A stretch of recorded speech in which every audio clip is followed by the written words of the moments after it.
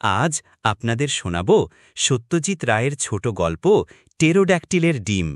চলুন আর দেরি না করে শুনি আজকের গল্প টেরোড্যাকটিলের ডিম।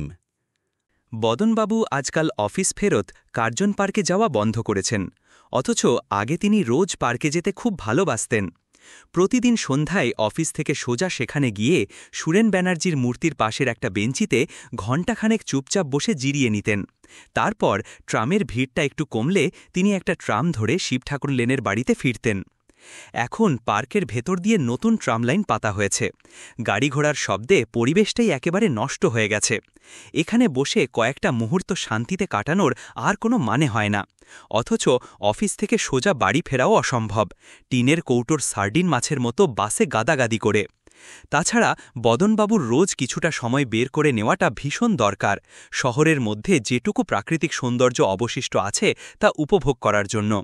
তিনি হয়তো সামান্য একজন কেরানি, কিন্তু ঈশ্বর তাকে এক জীবন্ত কল্পনা শক্তি দিয়েছিলেন। কার্জন পার্কের ওই বেঞ্চিটায় বসে তিনি কত যে গল্পের প্লট ভেবেছেন, কিন্তু সেগুলো লিখে ফেলার সময় কখনো পাননি। যদি সত্যিই সময় পেতেন তাহলে নিঃসন্দেহে তিনি বেশ নাম করতে পারতেন। তবে তার সব প্রচেষ্টা বৃথা যায়নি। তার 7 বছরের ছেলে বিল্টু পঙ্গু, যেহেতু সে বিশেষ চলাফেরা করতে পারত না, তার বেশিরভাগ সময় কাটত গল্প শুনে। তার বাবা মা দুজনেই তাকে সব রকমের গল্প বলতেন, পরীদের গল্প, লোককথা, মজার গল্প আর ভূতের গল্প, শোনা গল্প, পড়া গল্প, সব রকম। গত 3 বছরে সে অন্তত 1000 খানেক গল্প শুনে ফেলেছে। বদনবাবু ইদানিং নিজেই গল্প বানিয়ে ছেলেকে বলছিলেন। এই কাজটা তিনি সাধারণত কার্জন পার্কেই বসে করতেন। কিন্তু গত কয়েক সপ্তাহ ধরে বিল্টু স্পষ্ট বুঝিয়ে দিচ্ছিল যে তার আর বাবার সব গল্প ভালো লাগছে না। বিল্টুর মুখের দিকে একবার তাকালেই বোঝা যেত যে সে হতাশ হয়েছে। এতে বদনবাবু খুব একটা অবাক হননি। দিনের বেলায় ভালো গল্পের প্লট ভাবা সম্ভব নয়, এই সময়টা অফিসের কাজেই কেটে যায়। আর এখন কার্জন পার্কের শান্তি যেহেতু ভেঙে চুরমার, তাই সন্ধ্যায় ওখানে বসে একটু ভাবার একমাত্র সুযোগটাও চিরতরে হারিয়ে গেল। তিনি কয়েকবার লাল দিঘিতে যাওয়ার চেষ্টা করলেন, কিন্তু তাতেও কাজ হল না। দিঘির পাশে বিশাল দৈত্যাকার কমিউনিকেশন বিল্ডিংটা আকাশের অনেকটা অংশ ঢেকে রেখেছে। বদনবাবুর সেখানে দম বন্ধ লাগত। এরপরে লাল দিঘির কাছের পার্কেও ট্রামলাইন ঢুকে পড়ল এবং বদনবাবু বাধ্য হলেন অন্য জায়গা খুঁজতে। আজ তিনি এসেছেন নদীর ধারে। আউটরাম ঘাটের দক্ষিণ দিকে প্রায় 60 মাইল লোহার রেলিং ধরে হাঁটার পর তিনি একটা খালি বেঞ্চি খুঁজে পেলেন। ফোর্ট উইলিয়াম খুব দূরে নয়, এমনকি কামানটাও দেখা যাচ্ছে। একটা লোহার ডান্ডার মাথায় কামানের গোলাটা আটকানো, দেখতে ঠিক যেন একটা বিশাল ললিপপ। বদনবাবুর স্কুলের দিনগুলোর কথা মনে পড়ে গেল। রোজ দুপুর 1টায় কামান দাগা হতো, আর ছেলেরা টিফিনের জন্য হুড়মুড় করে বেরিয়ে আসত। আর হেডমাস্টার মশাই হরিনাথবাবু নিয়ম করে তার পকেট ঘড়ি বের করে সময় মিলিয়ে নিতেন। জায়গাটা শান্ত, যদিও একেবারে নির্জন নয়। কাছাকাছি বেশ কয়েকটা নৌকা বাঁধা আছে, আর মাঝিদের নিজেদের মধ্যে কথা বলতে দেখা যাচ্ছে। দূরে একটা ধূসর রঙের জাপানি জাহাজ নোঙর ফেলে দাঁড়িয়ে আছে। আরও কিছুটা দূরে খিদিরপুরের দিকে জাহাজের মাস্তুল আর কপিকলা আকাশটা ভরা। জায়গাটা মনোরম। বদনবাবু বেঞ্চিটায় বসলেন। স্টিমারের ধোঁয়ার মধ্যে দিয়ে আকাশে একটা উজ্জ্বল বিন্দু দেখা যাচ্ছে। ওটা কি শুক্র? বদনবাবুর মনে হল এত বড় খোলা আকাশ তিনি বহুদিন দেখেননি। ওহ, কি বিশাল, কি বিপুল! তার কল্পনাকে উড়ান দেওয়ার জন্য ঠিক এটাই দরকার ছিল। বদনবাবু তার ক্যানভাসের জুতো খুলে বেঞ্চির ওপর বাবু হয়ে বসলেন। আজ তিনি হারানো সময়ের খোপি পুষিয়ে নেবেন আর অনেকগুলো গল্পে নতুন প্লট খুঁজে বের করবেন। তিনি বিল্টুর খুশি আর উত্তেজিত মুখটা দেখতে পাচ্ছিলেন। নমস্কার। হে ভগবান, এখানেও কি শান্তিভঙ্গ হবে? বদনবাবু ঘুরতেই বেঞ্চির পাশে এক আগন্তুককে দাঁড়ানো অবস্থায় দেখতে পেলেন। একজন অত্যন্ত রোগা 50 বছর বয়সের এক ব্যক্তি, পরনে বাদামি ট্রাউজার্স আর একটা জ্যাকেট, কাঁধ থেকে একটা পাটের ব্যাগ ঝুলছে। তার মুখাবয়ব গোধূলির আলোয় অস্পষ্ট, কিন্তু তার চোখের দৃষ্টিতে ছিল অসাধারণ তীক্ষ্ণতা। তার বুক থেকে একটা অদ্ভুত যন্ত্র ঝুলছিল। তার সাথে লাগানো দুটো রবারের নল লোকটির কানে গোজা ছিল। আশা করি আপনাকে বিরক্ত করছি না, নবাগত মৃদু হেসে বললেন। কিছু মনে করবেন না, আগে কখনো আপনাকে এখানে দেখিনি, তাই। বদনবাবু বেশ বিরক্ত হলেন। লোকটা কেন সেধে এসে আলাপ জমাতে এলো? এখন তার সব পরিকল্পনা ভেস্তে গেল। বেচারা বিল্টুকে তিনি কি বলবেন? আপনি আমাকে দেখেননি তার কারণ খুবই সহজ। আমি এর আগে কখনো এখানে আসিনি, তিনি বললেন। এই রকম একটা বড় শহরে চেনা মানুষের চেয়ে অচেনা মানুষের সংখ্যাই তো বেশি হবে, এটাই কি স্বাভাবিক নয়? নবাগত তার শ্লেষ উপেক্ষা করে বললেন, আমি গত 4 বছর ধরে প্রতিদিন এখানে আসছি। তাই নাকি? আমি রোজ ঠিক এই জায়গাটায় বসি। এখানেই আমি আমার পরীক্ষা নিরীক্ষা করি, জানেন? পরীক্ষা নিরীক্ষা? নদীর ধারের এই খোলা জায়গায় একজন কি ধরনের পরীক্ষা করতে পারে? লোকটা কি সামান্য পাগল? কিন্তু যদি সে অন্য কিছু হয়, সে তো একজন গুন্ডা হতে পারে, তাই না? অথবা একজন পকেটমার। হায় ভগবান, আজই তো ছিল মাইনের দিন। বদনবাবুর মাইনে দুটো নতুন কড়কড়ে 100 টাকার নোট একটা রুমালে বেঁধে পকেটে গোজা ছিল। তার মানিব্যাগে ছিল 55 টাকা 32 পয়সা। বদনবাবু উঠে দাঁড়ালেন, সাবধানের মার নেই। আপনি কি চলে যাচ্ছেন এত তাড়াতাড়ি? আমার উপর রেগে গেলেন নাকি?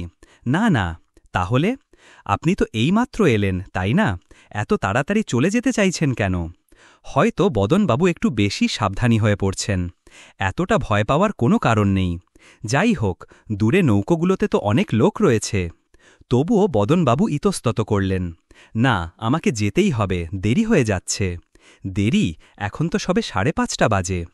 আমাকে অনেকটা দূর যেতে হবে। কত দূর? একেবারে বাগবাজার পর্যন্ত। ধুস, ওটা এমন কিছু দূর নয়। আপনাকে তো আর শ্রীরামপুর বা চুচুড়া বা এমনকি দক্ষিণেশ্বরের মতো শহরতলিতে যেতে হচ্ছে না। তা হলেও ট্র্যামে অন্তত 40 মিনিট লেগে যাবে, আর তারপর ট্র্যাম স্টপ থেকে আমার বাড়ি পৌঁছতে প্রায় 10 মিনিট লাগে। হ্যাঁ, তা অবশ্য ঠিক। নবাগত হঠাৎ একটু গম্ভীর হয়ে গেলেন। তারপর তিনি আপন মনে বিড়বিড় করতে লাগলেন, 40 আর 10-এ 50। আমি মিনিট আর ঘণ্টা হিসাব করতে খুব একটা অভ্যস্ত নই। আমার পদ্ধতিটা অন্য রকম। আপনি বসুন, একটু বসুন, দয়া করে। বদনবাবু আবার বসে পড়লেন। লোকটির চোখে আর গলার স্বরে এমন কিছু ছিল যা তাকে থেকে যেতে বাধ্য করল। এটাকেই কি সম্মোহন বলে? আমি কিন্তু সবাইকে আমার পাশে বসে গল্প করার জন্য বলি না, কিন্তু আপনাকে আমার আর 5 জনের থেকে আলাদা মনে হয়। আপনি ভাবতে ভালোবাসেন। আপনি 99.9% লোকের মতো শুধু টাকা পয়সার চিন্তায় বাঁধা নন। আমি কি ঠিক বলছি? বদনবাবু ইতস্তত করে বললেন, তা আমি ঠিক জানি না, মানে। এবং আপনি বিনয়ী, ভালো। আমি বড়াই করা লোক একদম সহ্য করতে পারি না। যদি বড়াই করার কথাই ওঠে, তাহলে আমার চেয়ে বেশি অধিকার আর কারও নেই। নবাগত কথা থামালেন। তারপর কান থেকে রবারের নল দুটো বের করে বললেন, মাঝে মাঝে আমার চিন্তা হয়, যদি আমি অন্ধকারে ভুল করে সুইচটা টিপে দিই, তাহলে একেবারে লঙ্কাকাণ্ড বেঁধে যাবে। এই সময় বদনবাবুর ঠোঁটের আগায় কাঁপা প্রশ্নটা তিনি আর চেপে রাখতে পারলেন না। ওটা কি স্টেথোস্কোপ নাকি অন্য কিছু? লোকটা প্রশ্নটা পুরোপুরি উপেক্ষা করল। কি অভদ্র, বদনবাবু ভাবলেন। কিন্তু তিনি আরও কিছু বলার আগেই অন্য লোকটি অপ্রাসঙ্গিকভাবে তার দিকে একটি পাল্টা প্রশ্ন ছুড়ে দিল, আপনি কি লেখেন? লেখি মানে গল্প উপন্যাস? গল্প হোক বা প্রবন্ধ, তাতে কিছু যায় আসে না। দেখুন, এই কাজটা আমি কোনো দিনই করতে পারিনি। অথচ এত অ্যাডভেঞ্চার, এত অভিজ্ঞতা আর গবেষণা, এই সব কিছুই তো ভবিষ্যৎ প্রজন্মের জন্য লিখে রাখা উচিত। অভিজ্ঞতা, গবেষণা? লোকটা কিসের কথা বলছে? আপনি কত রকমের পর্যটক দেখেছেন? তার প্রশ্নগুলো সত্যিই বেশ অর্থহীন। কজন মানুষই বা এক ধরনের পর্যটকের বেশি দেখার সৌভাগ্য লাভ করে? বদনবাবু বললেন, আমি তো জানতামই না যে পর্যটকরা একাধিক ধরনের হতে পারে। কেন, অন্তত 3 ধরনের তো আছেই, যে কেউ আপনাকে বলে দেবে। যারা জলে ভ্রমণ করে, যারা স্থলে ভ্রমণ করে, আর যারা আকাশে ভ্রমণ করে। Vasco da Gama, captain Scott এবং কলম্বাস প্রথম শ্রেণীতে পড়েন, এবং দ্বিতীয় শ্রেণীতে আছেন হিউয়েনসাং, মুঙ্গো পার্ক, লিভিংস্টোন এবং এমনকি আমাদের নিজেদের বিশ্বভ্রমণকারী উমেশ ভট্টাচার্য। আর আকাশে, ধরুন প্রফেসর পিকার্ড, যিনি বেলুনে চড়ে 50,000 ফুট উঠেছিলেন, এবং সেই তরুণ গ্যাগারিন। কিন্তু এরা সবাই সাধারণ পর্যটক। আমি যে ধরনের পর্যটকের কথা বলছি, তিনি জলে, স্থলে বা আকাশেও ভ্রমণ করেন না। তাহলে ও যায়টা কোথায়? সময়ে। কি? সময়ের মধ্যে ওর যাওয়া আসা। অতীতে ভ্রমণ, ভবিষ্যতে সাময়িক বসবাস, দুটোতেই অবাধ যাতায়াত। বর্তমান নিয়ে আমি খুব একটা মাথা ঘামাই না। বদনবাবু এবার ব্যাপারটা বুঝতে পারলেন। আপনি H.G. ওয়েলসের কথা বলছেন, তাই না? Time machine. ওটা তো একটা সাইকেলের মতো যন্ত্র ছিল না, দুটো হাতলওয়ালা। একটা দিয়ে অতীতে আর অন্যটা দিয়ে ভবিষ্যতে যাওয়া যেত। এই গল্পটা নিয়ে একটা সিনেমাও হয়েছিল না? লোকটা তাচ্ছিল্যের সঙ্গে হাসল। ওটা তো একটা গল্প মাত্র। আমি সত্যিকারের ঘটনার কথা বলছি, আমার নিজের অভিজ্ঞতা, আমার নিজের যন্ত্র। এক ইংরেজের লেখা আজগুবি গল্পের সঙ্গে এর কোনো তুলনাই চলে না। কোথাও একটা স্টিমার ভো করে উঠল। বদনবাবু চমকে উঠে গায়ের চাদরটা ভালো করে জড়িয়ে নিলেন। আর কয়েক মিনিটের মধ্যেই অন্ধকার সব কিছু গ্রাস করবে, শুধু নৌকোগুলোর ওই টিমটিমে আলোগুলোই যা দেখা যাবে। দ্রুত ঘনিয়ে আসা গোধূলিতে বদনবাবু আগন্তুকের দিকে আর একবার তাকালেন। শেষ বিকেলের রোদটুকু তার চোখে এসে পড়েছে। লোকটা আকাশের দিকে মুখ তুলে কিছুক্ষণ চুপ করে থেকে বলল, ব্যাপারটা বেশ মজার জানেন। ৩০০ বছর আগে ঠিক এই বেঞ্চটার কাছেই একটা কুমির রোদ পোয়াচ্ছিল। তার মাথায় বসেছিল একটা বক। ওই যে ছোট নৌকাটা এখন বাঁধা আছে, ঠিক ওখানে তখন বিশাল পালতোলা একটা ডাচ জাহাজ দাঁড়িয়েছিল। একজন নাবিক ডেক থেকে বেরিয়ে এসে রাইফেল দিয়ে কুমিরটাকে গুলি করে। একটাই গুলি যথেষ্ট ছিল ওটাকে মারার জন্য। বকটা কোনো রকমে উড়ে পালালো, কিন্তু আমার কোলে একটা পালক ফেলে গেল। এই যে দেখুন। সে তার ঝোলা থেকে ধবধবে সাদা একটা পালক বের করে বদনবাবুকে দিল। এতে এই লালচে ছোপগুলো কিসের? বদনবাবুর গলাটা কেমন যেন ধরে এলো। জখম কুমিরটার রক্তের ফোঁটা পাখিটার গায়ে ছিটকে এসেছিল। বদনবাবু পালকটা ফেরত দিলেন। লোকটার চোখের আলোটা ম্লান হয়ে এসেছে। দৃশ্যমানতা প্রতি মুহূর্তে কমে আসছে। নদীতে এতক্ষণ ঘাস আর পাতার আলগা স্তূপ ভেসে বেড়াচ্ছিল, এখন সেগুলো প্রায় অদৃশ্য। জল, মাটি আর আকাশ সবই কেমন যেন ঝাপসা আর অস্পষ্ট হয়ে গেছে। বলতে পারেন এটা কি? বদনবাবু ছোট্ট জিনিসটা হাতে নিলেন, একটা ছোট ৩ কোণা টুকরো, যার একটা দিক ছুঁচল। ২০০০ বছর আগে ঠিক নদীর মাঝখানে ওই যে ভাসমান বয়াটা দেখছেন, সুন্দর নকশা করা পালতোলা একটা জাহাজ সমুদ্রের দিকে যাচ্ছিল। সম্ভবত ওটা বণিকদের জাহাজ ছিল, বালি বা ওই রকম কোনো জায়গায় ব্যবসার খোঁজে যাচ্ছিল। পশ্চিমের বাতাস বইছিল বলে আমি এখানে দাঁড়িয়েই ওর ৩২টা দাঁড় ফেলার ছপ শব্দ শুনতে পাচ্ছিলাম। আপনি? হ্যাঁ, আর কে? আমি তো এই জায়গাতেই একটা বটগাছের আড়ালে লুকিয়েছিলাম। লুকিয়েছিলেন কেন? লুকাতে বাধ্য হয়েছিলাম। আমি জানতাম না যে জায়গাটা এত অজানা বিপদে ভরা। ইতিহাসের বইতে এসব কথা সবসময় লেখা থাকে না। মানে বন্যজন্তু, বাঘ? বাঘের চেয়েও ভয়ঙ্কর মানুষ। বর্বর একটা লোক, এই কোমর পর্যন্ত উঁচু, সে নিজের কোমর দেখিয়ে বলল, বোচা নাক, মিশকালো গায়ের রং, কানে দুল, নাকে নোলক, সারা গায়ে উল্কি আঁকা, হাতে তার তীর ধনুক, তীরের ডগায় বিষ মাখানো। সত্যি? হ্যাঁ, আমার বলা প্রত্যেকটা কথা সত্যি। আপনি সব নিজের চোখে দেখেছেন? বাকি গল্পটা শুনুন। তখন এপ্রিল মাস, বেশ কিছুক্ষণ ধরে একটা ঝড় উঠছিল। তারপর সেটা শুরু হলো। ওহ, সে কি ঝড়! ওরকম ঝড় আমি আর কখনো দেখিনি। আমার চোখের সামনেই ওই সুন্দর জাহাজটা গর্জনরত ঢেউয়ের মধ্যে হারিয়ে গেল। তারপর শুধুমাত্র একজন লোক ভাঙা কাঠের তক্তা আঁকড়ে ধরে ক্ষুধার্ত হাঙর আর কুমিরদের এড়িয়ে কোনো রকমে তীরে এসে পৌঁছাল। কিন্তু যেই সে তক্তাটা থেকে নামল, ওহ ঈশ্বর! কি ওই বর্বর লোকটা তার সঙ্গে যা করল তা যদি দেখতেন! কিন্তু আমি শেষ পর্যন্ত আর থাকিনি। একটা তীর এসে বটগাছের গুড়িতে বিঁধেছিল। আমি ওটা তুলে নিয়ে বর্তমানে ফিরে আসার সুইচটা টিপে দিলাম। বদনবাবু হাসবেন না কাঁদবেন বুঝতে পারছিলেন না।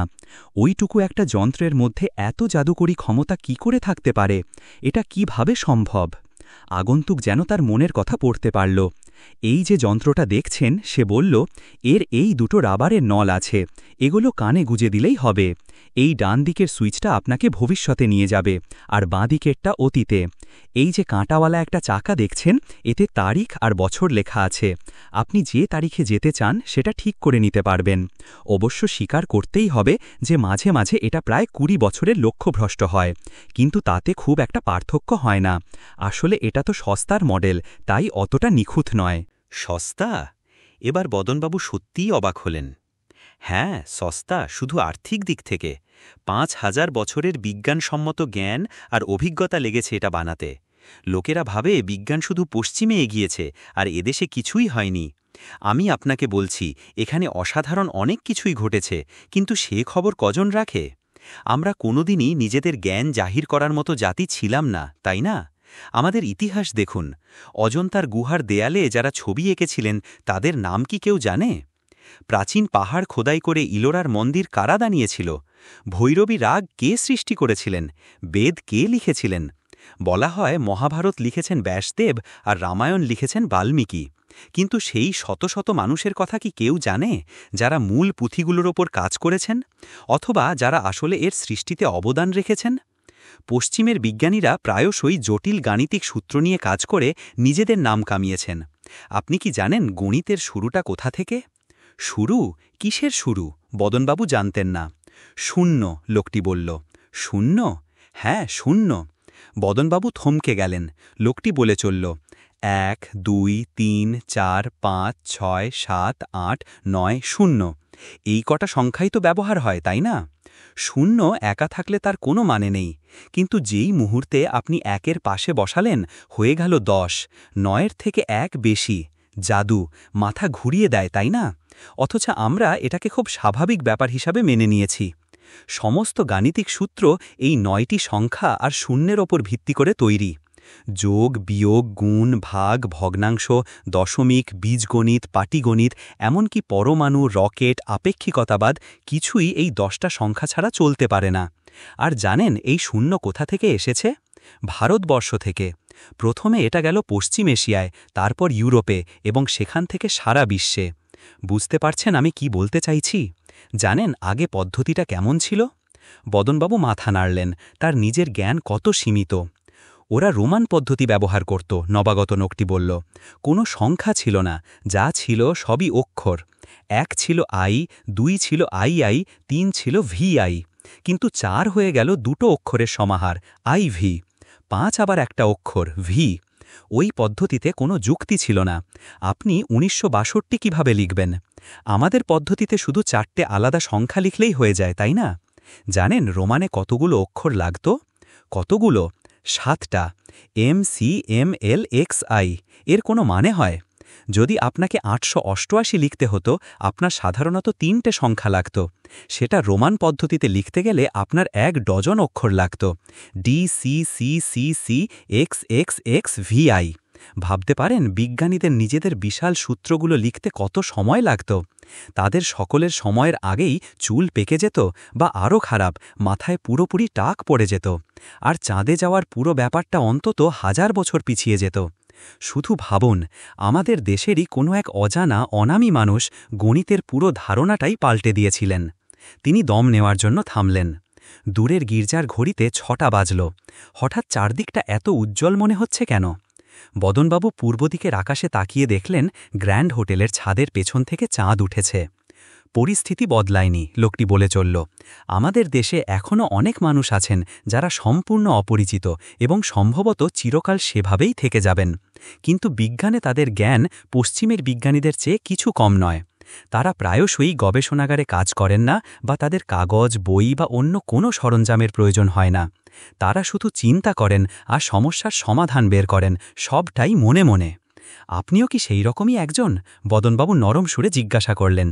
না, তবে আমি ওই রকম একজনের দেখা পাওয়ার সৌভাগ্য লাভ করেছিলাম। অবশ্য এখানে নয়। আমি যখন জুয়ান ছিলাম তখন পায়ে হেঁটে অনেক ভ্রমণ করতাম, প্রায় পাহাড়ে যেতাম। সেখানেই ওই লোকটির সঙ্গে আমার দেখা হয়। এক অসাধারণ চরিত্র। তার নাম ছিল গণিতানন্দ। কিন্তু তিনি শুধু ভাবতেন না, তিনি জিনিস লিখে রাখতেন। তার সমস্ত গাণিতিক হিসেব নিকেশ করা থাকত তার বাসস্থানের 30 মাইল ব্যাসার্ধের মধ্যে ছড়িয়ে থাকা পাথরগুলোর ওপর। প্রত্যেকটা পাথর আর বোল্ডারে খড়ি দিয়ে আঁকিবুকি কাটা ছিল। তিনি তার গুরুর কাছ থেকে কালযাত্রার, সময়ের মধ্যে ভ্রমণ করার কৌশল শিখেছিলেন। গণিতানন্দের কাছ থেকেই আমি জানতে পারি যে এক সময় এভারেস্টের চেয়েও প্রায় 5000 ফুট উঁচু একটা শৃঙ্গ ছিল। 47,000 বছর আগে এক বিধ্বংসী ভূমিকম্পের ফলে তার অর্ধেকটা মাটির গভীরে চলে যায়। ওই একই ভূমিকম্পে একটি পাহাড়ে ফাটল ধরে, যেখান থেকে একটি জলপ্রপাতের সৃষ্টি হয়। আমাদের সামনে দিয়ে যে নদীটি এখন বয়ে চলেছে, তার যাত্রা শুরু হয়েছিল ওই জলপ্রপাতটি থেকেই। অদ্ভুত, ওহ কি অদ্ভুত সব কথা! বদনবাবু তার চাদরের কোণ দিয়ে কপাল মুছলেন এবং বললেন, যন্ত্রটা কি ওন কাছ থেকেই পেয়েছেন?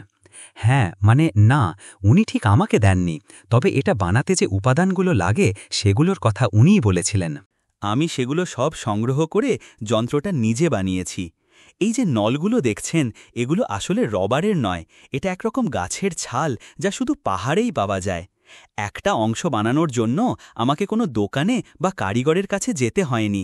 পুরো জিনিসটাই প্রাকৃতিক উপাদান দিয়ে তৈরি। ডায়ালের দাগগুলো আমি নিজেই করেছি, কিন্তু সম্ভবত এটা হাতে তৈরি বলে মাঝে মাঝে বিগড়ে যায়। ভবিষ্যতে যাওয়ার সুইচটা কিছুদিন ধরে কাজ করছে না। আপনি কি ভবিষ্যতে গেছেন? হ্যাঁ, একবার গিয়েছিলাম, তবে খুব বেশি দূর না, কেবল ৩০ শতক পর্যন্ত। আপনি কি দেখলেন? দেখার মতো বিশেষ কিছু ছিল না। বিশাল একটা রাস্তা দিয়ে আমি একাই হেঁটে যাচ্ছিলাম। কোত্থেকে একটা অদ্ভুত দেখতে গাড়ি এসে আমাকে প্রায় চাপা দিয়েই ফেলেছিল। আমি আর ভবিষ্যতে যাওয়ার চেষ্টা করিনি। আর অতীতে কতদূর গেছেন? ওখানেই তো আরেকটা মুশকিল, এই যন্ত্রটা আমাকে সৃষ্টির একেবারে শুরুতে নিয়ে যেতে পারে না, তাই নাকি? হ্যাঁ, আমি অনেক চেষ্টা করেছিলাম, কিন্তু সবচেয়ে বেশি যতদূর যেতে পেরেছি সেটা হলো যখন সরীসৃপদের আগমন হয়ে গেছে। বদনবাবুর গলাটা একটু শুকিয়ে এলো। কি সরীসৃপ? তিনি জিজ্ঞেস করলেন। সাপ? ওহ না না, সাপ তো বেশ আধুনিক কালের। তাহলে আর কি বলবো, যেমন ধরুন ব্রন্টোসরাস, টিরানোসরাস, ডাইনোসর। তার মানে আপনি অন্য দেশেও গেছেন? আপনিও সেই একই ভুল করছেন। অন্য দেশে যাওয়ার দরকারটা কি? আপনি কি ভাবেন আমাদের নিজেদের দেশে এসব ছিল না? ছিল নাকি? অবশ্যই ছিল, ঠিক এখানেই, এই বেঞ্চটার পাশেই। বদনবাবুর শিরদাঁড়া দিয়ে একটা ঠান্ডা স্রোত বয়ে গেল। তখন গঙ্গা ছিল না, লোকটি বলল। এই জায়গাটা তখন এবড়োখেবড়ো পাথুরে ঢিবি আর প্রচুর বুনো গাছপালা আর লতায় ভর্তি ছিল। এখন যেখানে ওই জেটিটা দেখছেন, সেখানে একটা নোংরা পুকুর ছিল। আমি দেখেছিলাম তার ওপর একটা আলেয়া জ্বলে ওঠে, এদিক ওদিক দুলতে দুলতে উজ্জ্বলভাবে জ্বলছে। হঠাৎ তার আলোতে আমি একজোড়া উজ্জ্বল লাল চোখ দেখতে পেলাম। আপনি তো চাইনিজ ড্রাগনের ছবি দেখেছেন, তাই না? এটা অনেকটা সেই রকমই ছিল। আমি একটা বইয়ে এর ছবি দেখেছিলাম, তাই আমি জানতাম যে এটাকে স্টেগোসরাস বলে। সেটা কিছু পাতা চিবোতে চিবোতে পুকুরটা পার হচ্ছিল। আমি জানতাম ওটা আমাকে আক্রমণ করবে না, কারণ ওটা ছিল তৃণভোজী প্রাণী। কিন্তু তা সত্ত্বেও আমি ভয়ে প্রায় জমে গিয়েছিলাম। আর বর্তমানে ফিরে আসার জন্য সুইচটা টিপতে যাব, এমন সময় আমার ঠিক মাথার ওপর ডানার ঝাপটানি শুনলাম। মাথা তুলে দেখি একটা টেরোড্যাকটিল, পাখি, পশু আর বাদুড়ের এক সংমিশ্রণ স্টেগোসরাসটার উপর ঝাঁপিয়ে পড়ল। তারপর আমার চোখ পড়ল কাছেই পড়ে থাকা একটা বড় পাথরের ওপর, আর এই ধরনের আগ্রাসনের কারণটা স্পষ্ট হয়ে গেল। পাথরটার একটা বড় ফাটলের মধ্যে একটা চকচকে গোল সাদা ডিম পড়েছিল, টেরোড্যাকটিলের ডিম। ভয়ে কাঠ হয়ে গেলেও আমি লোভটা সামলাতে পারলাম না। জন্তু দুটো লড়াই শুরু করল, আর আমি ডিমটা পকেটে পুরে নিলাম। বদনবাবু সেই হাসিতে যোগ দিলেন না। কল্পকাহিনীর জগতের বাইরেও কি এই ধরনের ঘটনা সত্যিই ঘটতে পারে? আমি আপনাকে আমার যন্ত্রটা পরীক্ষা করতে দিতাম, কিন্তু বদনবাবুর কপালের একটা শিরা দপদপ করতে লাগল। তিনি কষ্ট করে ঢোক গিললেন। কিন্তু কি? সন্তোষজনক ফল পাওয়ার সম্ভাবনা খুবই কম। কেন? তবে আপনি আপনার ভাগ্য পরীক্ষা করে দেখতে পারেন, অন্তত আপনার হারানোর কিছু নেই। বদনবাবু সামনের দিকে ঝুঁকলেন। হে ভগবান, দয়া করে আমাকে হতাশ করো না। লোকটি নল দুটো বদনবাবুর কানে গুঁজে দিয়ে একটা সুইচ টিপে ওনার ডান হাতের কবজিটা ধরল। আপনার পালসটা দেখতে হবে। বদনবাবু নার্ভাসভাবে ফিসফিস করে বললেন, অতীত না ভবিষ্যৎ? অতীত, ৬০০০ খ্রিস্টপূর্বাব্দ। চোখ দুটো যতটা সম্ভব শক্ত করে বন্ধ করুন। বদনবাবু আদেশ পালন করলেন এবং প্রায় ১ মিনিট ধরে গভীর আগ্রহে চোখ বন্ধ করে বসে রইলেন। তারপর তিনি বললেন, কই, কিছুই তো হচ্ছে না। লোকটি যন্ত্রটা বন্ধ করে ফেরত নিল। সম্ভাবনা ছিল ১০ লাখে একবার। কেন? এটা তখনই কাজ করত যদি আপনার মাথার চুলের সংখ্যা আমার মাথার চুলের সংখ্যার সঙ্গে হুবহু এক হতো। বদনবাবুর নিজেকে চুপসে যাওয়া বেলুনের মতো মনে হল। কি দুঃখ, কি সাংঘাতিক দুঃখ যে এমন একটা সুযোগ তাকে হারাতে হল। আগন্তুকটি আবার তার ব্যাগের ভেতর হাত ঢুকিয়ে অন্য কিছু একটা বের করল। এখন চাঁদের আলোতে সবকিছু বেশ স্পষ্টভাবে দেখা যাচ্ছিল। আমি কি ওটা একটু হাতে ধরে দেখতে পারি? নিজেকে আটকাতে না পেরে বদনবাবু জিজ্ঞেস করলেন। অন্য লোকটি তাকে চকচকে গোল জিনিসটা দিল। জিনিসটা বেশ ভারী, আর এর ওপরটা আশ্চর্যজনকভাবে মসৃণ। ঠিক আছে, এখন যাওয়ার সময় হল, দেরি হয়ে যাচ্ছে। বদনবাবু ডিমটা ফেরত দিলেন। ঈশ্বরই জানেন এই লোকটা আর কি কি দেখেছে। আশা করি আপনি কাল আবার এখানে আসবেন, বদনবাবু বললেন। দেখি এখনো অনেক কাজ বাকি। ইতিহাসের বইতে যা যা লেখা আছে সেগুলোর সত্যতা এখনো যাচাই করা বাকি। প্রথমেই আমাকে দেখতে হবে কলকাতা শহরটা কিভাবে তৈরি হলো। জব চার্নকে নিয়ে কি হইচইটাই না হয়েছে। আজ তাহলে আসি, নমস্কার। বদনবাবু ট্রাম স্টপে পৌঁছে একটা ট্রামে উঠলেন। তারপর তিনি পকেটে হাত ঢোকালেন। তার বুকটা ধড়াস করে উঠল, মানি ব্যাগটা গায়েব। একটা অজুহাত দিয়ে তক্ষুনি ট্রাম থেকে নেমে পড়া ছাড়া তার আর কিছু করার ছিল না। বাড়ির দিকে হাঁটতে হাঁটতে নিজের ওপর তার প্রচণ্ড রাগ হচ্ছিল। তিনি ভাবলেন, এবার বুঝতে পারলাম কি ঘটেছে। যখন আমি চোখ বুঝেছিলাম আর ও আমার হাতটা ধরেছিল, কি বোকামিই না করেছি। বাড়ি পৌঁছতে রাত ৮টা বেজে গেল। বাবাকে দেখে বিল্টুর মুখটা আনন্দে উজ্জ্বল হয়ে উঠল। ততক্ষণে বদনবাবুও অনেকটা হালকা বোধ করছিলেন। জামার বোতাম খুলতে খুলতে তিনি বললেন, আজ তোকে একটা দারুণ গল্প বলবো। সত্যি সত্যি বলছো তো? অন্যগুলোর মতো ফ্লপ হবে না তো? না না, আমি সত্যিই বলছি। কিসের গল্প বাবা? টেরোড্যাকটিলের ডিম। আরও অনেক আছে, একদিনেও শেষ হবে না। ভালো করে ভেবে দেখলে বিল্টুকে গল্প বানিয়ে শোনানোর জন্য, তার জীবনে কয়েক মুহূর্তের আনন্দ এনে দেওয়ার জন্য আজ তিনি যে উপাদান সংগ্রহ করেছেন তার দাম কি অন্ততপক্ষে ৫৫ টাকা ৩২ পয়সা নয়? এরকম আরও নতুন নতুন গল্প শুনতে হলে আমাদের চ্যানেল সাবস্ক্রাইব করে বেল আইকনটি বাজিয়ে রাখুন। সবার আগে পেয়ে যাবেন আমাদের